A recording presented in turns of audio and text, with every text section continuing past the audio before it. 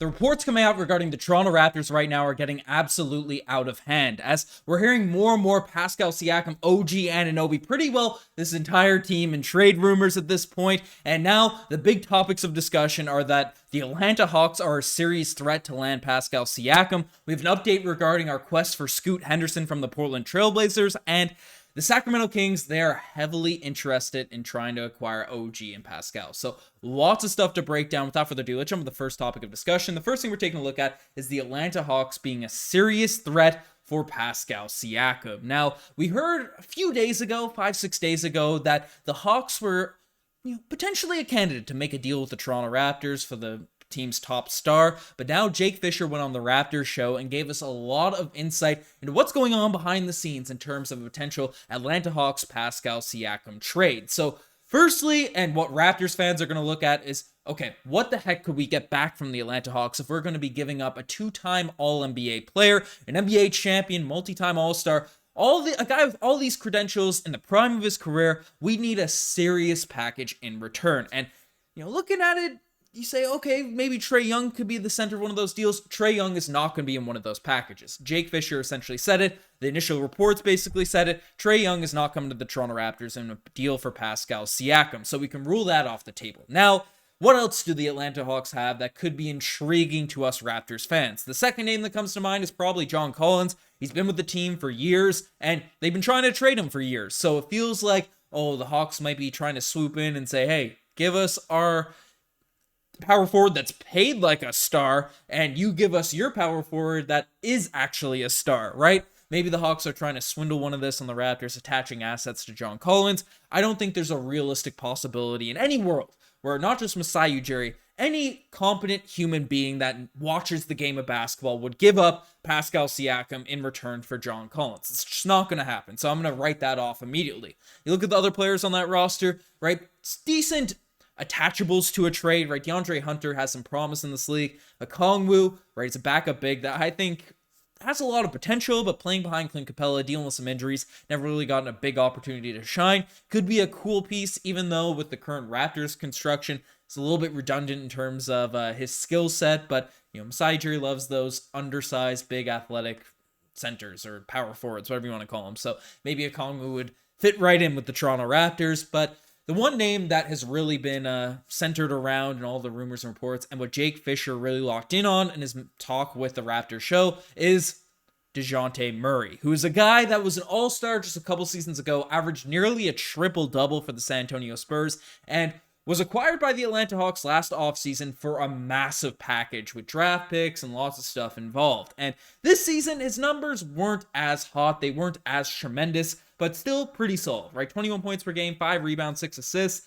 right? Shot 34% from the three-point line, which definitely could be better. Shot 46% from the field, though, is a really solid slasher. 1.5 steals per night, is a strong, athletic defender at the guard position, and could fit in really nicely if we do end up losing Fred VanVleet, right? Gary Trent Jr., OG Anunoby, and Scotty Barnes, kind of on the wings, being aggressive, hounding athletic long guys, playing defense, would be a really fun sight to see. And, we're lacking depth at that guard position, so bringing in another guard would be a huge plus, especially if Fred VanVleet's gone, which might not be the case. We'll be breaking that down in another video, but DeJounte Murray would be a cool fit. I think assets would have to be attached. I mean, Pascal, I broke down his credentials earlier, right?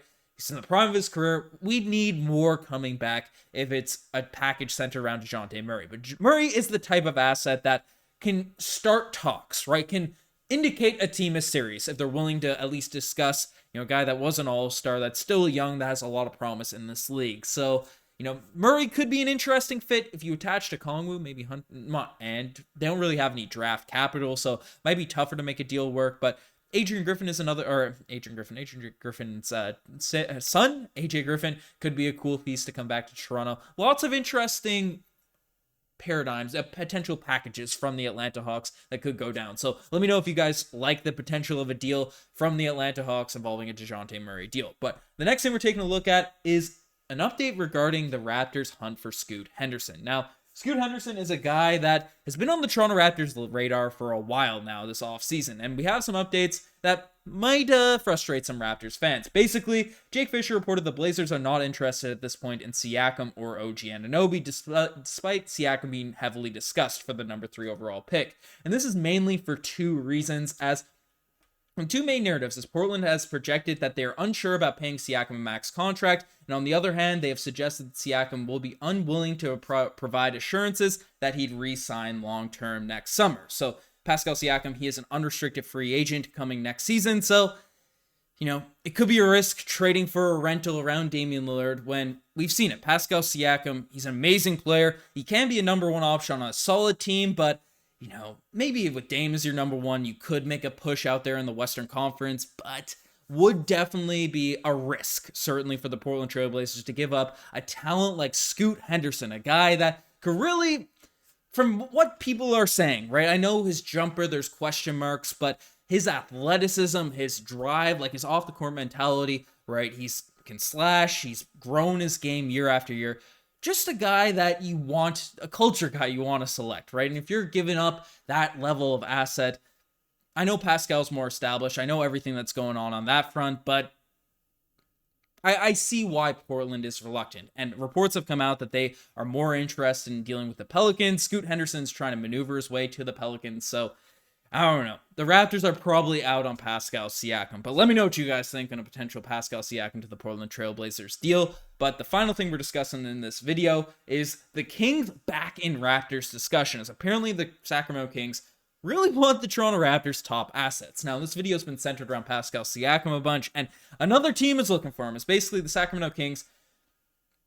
A report's coming out from Chris Haynes saying that, well, the Blazers have been rumored with Pascal and OG over there in Toronto as well, but Sacramento is on the chase for those 2 guys in Toronto as well. So, he's saying they're on the chase, they're hunting, and with all the reports we've heard, especially regarding OG Pascal, right, the Kings seem to be, well, apparently the original report was that the team was serious about its discussions with OG Anunoby. Then it was immediately reported after that they weren't willing to add Keegan Murray to an OG Anunoby trade. So they weren't that serious if they weren't willing to add Keegan Murray to a deal, with an asset like OG Anunoby. But Pascal Siakam's in one of these deals, right? The Kings do have some interesting pieces. I got roasted for mentioning Kevin Huerter on the last video. We've talked about the Sacramento Kings, but he's an interesting shooter. Malik Monk's on that squad. I don't imagine Fox or Domantas Sabonis will be in any of these packages, but there's some interesting guys. They have draft capital, but I don't know. I don't know if a deal is going to go down if they have the pieces, if they're not willing to throw in Keegan Murray. And